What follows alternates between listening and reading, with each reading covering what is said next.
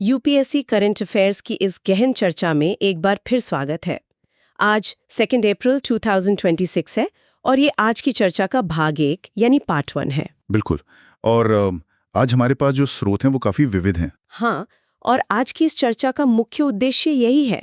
हम UPSC syllabus से जुड़े अलग-अलग हिस्सों जैसे रक्षा, अंतर्राष्ट्रीय संबंध, पर्यावरण और गवर्नेंस का विश्लेषण करेंगे और देखेंगे कि ये सब आपस में कैसे जुड़े हैं। सही कहा। और ध्यान रहे, इसमें से कुछ विषय पहले भी खबरों में आ चुके हैं, तो ये डेली करंट अफेयर्स फॉलो करने वालों के लिए एक बहुत बढ़िया रिवीजन भी होने वाला है। एकदम।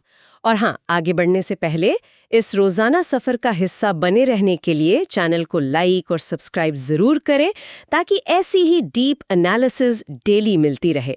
तो चलिए शुरू करते हैं। अक्सर जब हम नक्शे पर नजर डालते हैं तो सब ठहरा हुआ लगता है, लेकिन आज ये नक्शा जिंदा होने वाला है। शुरुआत करते हैं देश की सुरक्षा से, जो हमारी समुद्री तट यानी कोस्ट लाइन से शुरू होती है।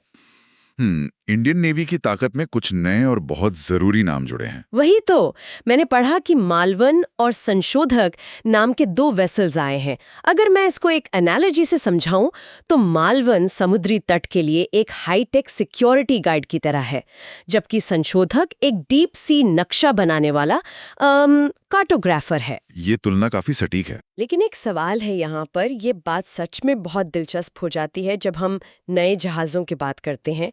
पर क्या इन दोनों जहाज़ों में कोई एक ऐसी खासियत है जो यूपीएससी के नज़रिए से सबसे ज़रूरी है? देखिए, अगर सबसे जरूरी पॉइंट की बात करें तो वो है आत्मनिर्भर भारत। इन दोनों ही जहाजों में 80% से अधिक यानी 80% से ज्यादा इंडिजिनस कंटेंट है। ओह वाह, 80% स्वदेशी सामग्री, ये तो काफी बड़ा नंबर है। बिल्कुल। पहले मलवान की बात करते हैं। ये कोचीन शिपयार्ड लिमिटेड द्वारा बनाए जा रहे 8 ASW/SWC यानी anti submarine warfare shallow watercraft में से दूसरा है। अच्छा, इसका नाम महाराष्ट्र के उस ऐतिहासिक शहर के नाम पर है ना? और शायद एक पुराना INS मलवान भी था। हाँ, बिल्कुल सही। जो पुराना INS मालवान था वो 2003 तक सेवा में था। अब इस नए मालवान की बात करें तो इसका वजन लगभग 1100 टन है। और सबसे खास बात यह है कि इसमें वाटर जेट प्रोपल्शन लगा है। वेट, वाटर जेट प्रोपल्शन यानी इसमें आम जहाजों की तरह वो बड़े प्रोपेलर्स नहीं होते? सही पकड़ा। देखिए, लिमो यानी लो इंटेंसिटी मैरिटाइम ऑपरेशंस के वक्त जहाज को काफी कम गहरे पानी या शैलो वाटर में जाना पड़ता है। हाँ, जहाँ प्रोपेलर्स पत्थरों या समुद्री कचरे में फंस सकते हैं। एग्जैक्टली। वाटर जेट सिस्टम पानी को खींचकर तेजी से पीछे छोड़ता है, इसलिए मालवान बिना फंसे दुश्मन की सबमरीन्स को ट्रैक करके अपने टॉर्पीडो से नष्ट कर सकता है। ये तो हुई तटों की रखवाली, लेकिन संशोधक का क्या काम है? मैंने स्रोत में देखा कि इसका वजन 3400 टन यानी 3400 टन है। ये तो काफी विशाल है। हाँ, क्योंकि संशोधक एक सर्वे वेसल लार्ज है। इसे GRSC कोलकाता ने बनाया है। ये इस सीरीज का चौथा जहाज है। इससे पहले संध्यायक, निर्देशक और इक्षक आ चुके हैं। अच्छा, तो ये समुद्र का नक्शा बनाता है, लेकिन इसमें इतनी तकनीक क्या है? इसमें AUVs यानी ऑटोनॉमस अंडरवाटर व्हीकल्स जैसी आधुनिक तकनीक लगी है। ये हाइड्रोग्राफिक सर्वे और ओशनोग्राफिक डेटा कलेक्ट करता है।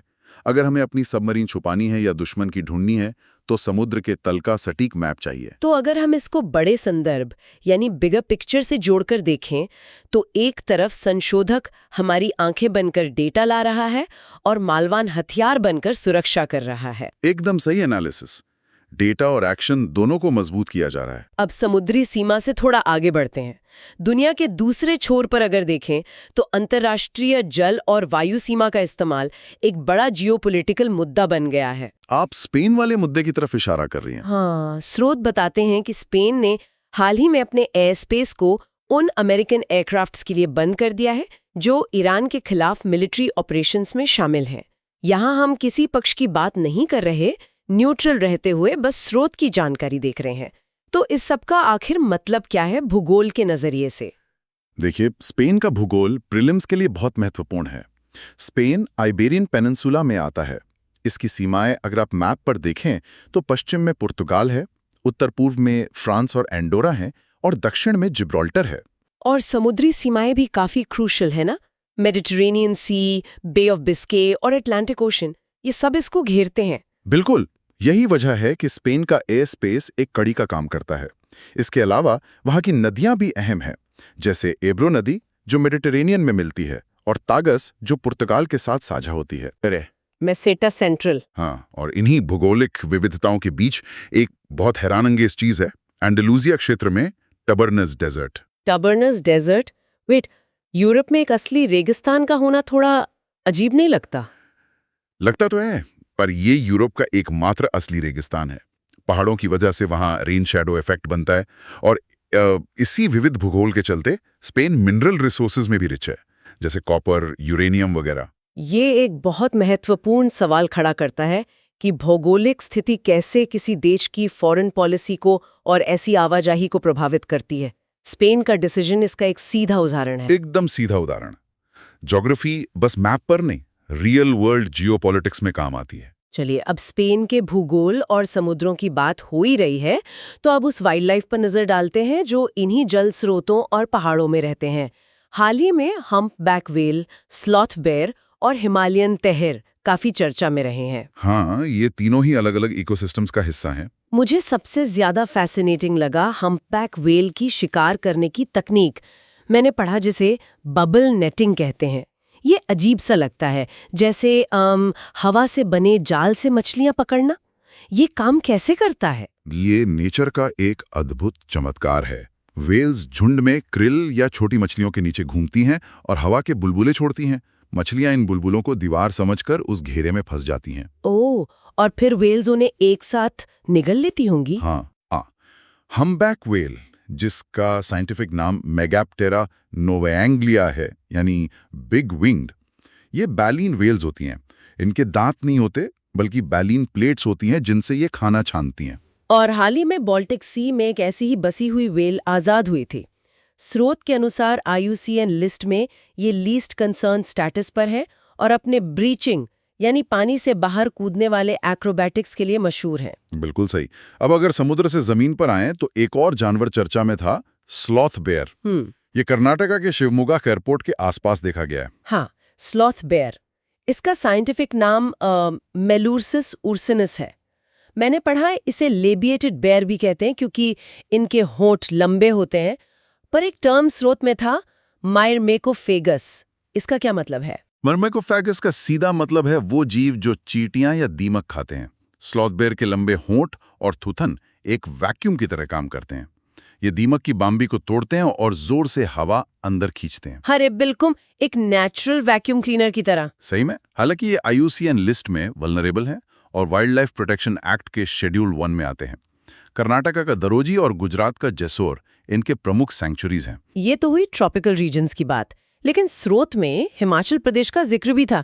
चंबा डिस्ट्रिक्ट के कुगती वाइल्ड लाइफ सैंक्चुरी में एक दुर्लभ सफेद यानी एल्बाइनो फीमेल हिमालयन टहर देखी गई। हाँ, कुगती सैंक्चुरी एक बहुत हाई एल्टीट्यूड एरिया है। ये रावी और चिनाब नदियों के बीच स्थित है और इसके आसपास धौलाधार और तुंडा सैंक्चुरीज का बॉर्डर लगता है। मैंने सुना है वहाँ एल्पाइन और द्योदार के घने जंगल हैं और शायद मणिमहेश टेम्पल भी वहीं स्थित है ना? बिल्कुल, मणिमहेश टेम्पल उसी इलाके में है। यहाँ सबसे हैरानंगेज बात यह है कि कैसे UPSC की तैयारी में एक ही दिन की खबरों में हमें समुद्री, ट्रॉपिकल और हिमालयी तीनों इकोसिस्टम्स की ऐसी गहरी झलक मिल जाती है। यही तो करंट अफेयर्स की खूबसूरती है। सही कहा। अब आगे बढ़ते हैं। पर्यावरण और इन जानवरों को बचाने के लिए, जैसे शिवमोगा एयरपोर्ट के पास वो स्लॉथ बेयर था, ये जरूरी है कि हमारा इंफ्रास्ट्रक्चर डेवलपमेंट भी सस्टेनेबल हो। यहीं पर CSIR की नई टेक्निक सामने आती है, बायो बिटुमेन। ये सच में गेम चेंजर टेक्निक हो सकती है? आइए इसको विस्तार से समझते हैं। क्या हम वाकई खेती के कचरे यानी फार्म रेजिड्यू से सड़कें बना सकते हैं? ये सुनने में वैसा ही लगता है जैसे किचन के कचरे से घर बनाने के लिए ईंटें बनाना। ये एनालॉजी बढ़िया है। देखिए, हाल ही में CSIR ने न्यू दिल्ली में एक टेक्नोलॉजी ट्रांसफर इवेंट आयोजित किया था। इसका नाम था bio bitumen from lignocellulosic biomass. Lignocellulosic biomass, ये थोड़ा टेक्निकल हो गया। आसान शब्दों में, इसमें खेती का कचरा, प्लांट बेस्ड ऑयल्स और बायोमास का इस्तेमाल होता है। ये पूरी तरह से नॉन पेट्रोलियम बेस्ड टेक्निक है। CSIR ने इस कचरे को प्रोसेस करके एक ऐसा मटेरियल बनाया है जो डामर यानी बिटुमेन का काम करता है। तो इसके फायदे क्या हैं? मतलब क्या ये आम डामर से बेहतर है? बहुत बेहतर है। पहली बात, इसका कार्बन फुटप्रिंट कम है क्योंकि कचरा जलाने की जगह यूज हो रहा है। दूसरी बात, हमारी इंपोर्ट डिपेंडेंसी घटती है क्योंकि हम बहुत सारा पेट्रोलियम बिटुमेन बाहर से मंगवाते हैं। और शायद इसमें वो टॉक्सिक केमिकल्स भी नहीं होंगे जो पेट्रोलियम वाले दामर में होते हैं। एकदम, इसमें हेवी मेटल्स या टॉक्सिक पॉल्यूटेंट्स ना के बराबर होते हैं। इसे रोड पेविंग, रूफिंग और वाटरप्रूफिंग में आराम से इस्तेमाल किया जा सकता है। ये तो सच में सतत विकास यानी सस्टेनेबल डेवलपमेंट का एक शानदार उदाहरण है।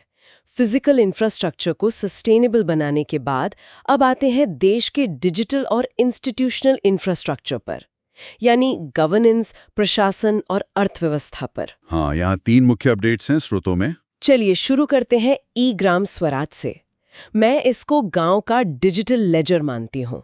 स्रोत बताते हैं कि हाल ही में इस पोर्टल से पीएफएमएस के जरिए 3 लाख करोड़ रुपए से ज्यादा के पेमेंट्स हुए हैं। ये कोई छोटा अमाउंट नहीं है।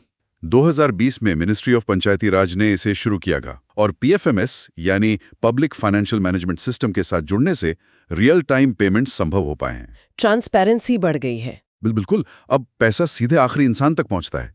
और हाँ, जो जीपीडीपीज होते हैं, एनुअल पंचायत डेवलपमेंट प्लान्स, वो भी यहीं अपलोड होते हैं। सब कुछ ऑनलाइन और शीशे की तरह साफ। ये ट्रांसपेरेंसी बहुत जरूरी है। अब दूसरी संस्था पर आते हैं जो कॉलेजेस का रिपोर्ट कार्ड बनाती है, NAAC, national assessment and accreditation council.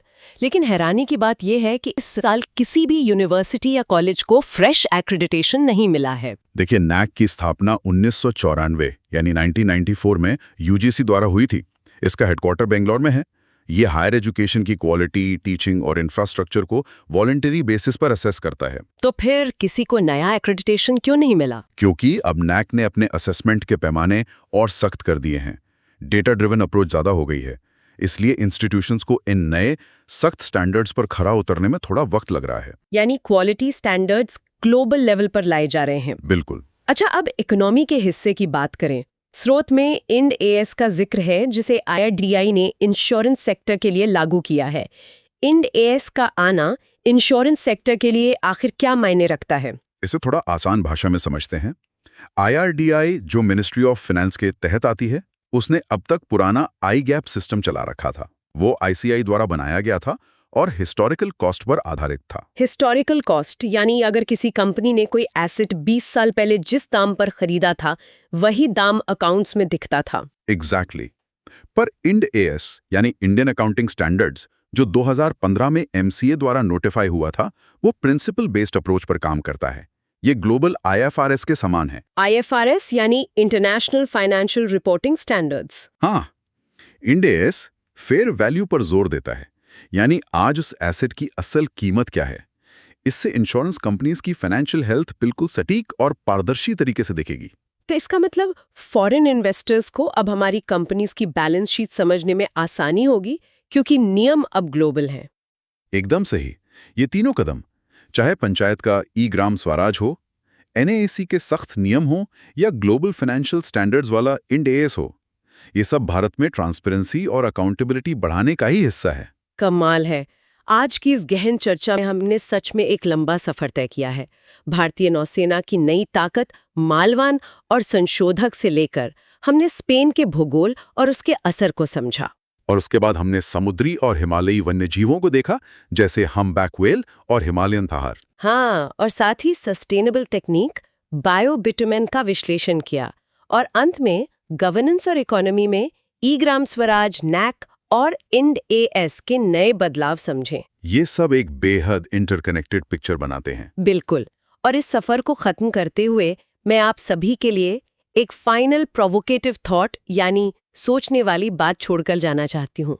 जैसे जैसे भारत ई-ग्राम स्वराज और आत्मनिर्भर भारत जैसी पहलों से अपनी स्थानीय यानी लोकल ताकत को मजबूत कर रहा है, वहीं दूसरी तरफ IND-AS जैसे ग्लोबल स्टैंडर्ड्स अपनाकर अंतर्राष्ट्रीय स्तर पर भी जुड़ रहा है।